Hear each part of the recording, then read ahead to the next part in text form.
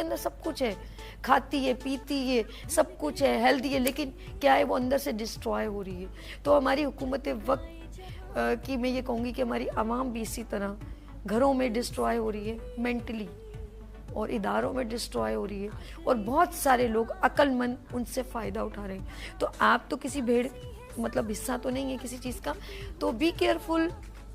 हमारी ज़िंदगी एक ऐसा हिस्सा है जो हम कहीं ना कहीं कोई किरदार निभा रहे हैं, लेकिन ये ज़रूर देख लीजिएगा कि आप पॉजिटिव किरदार निभा रहे हैं या नेगेटिव, या कोई लोग आपकी मासूमियत से फ़ायदा तो नहीं उठा रहे।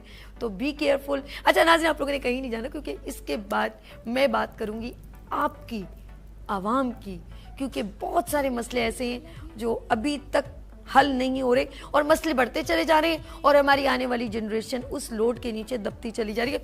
लेते हैं यहाँ पर ब्रेक और मिलते हैं ब्रेक के बाद। देखते रहिए मॉर्निंग शो सभी के साथ।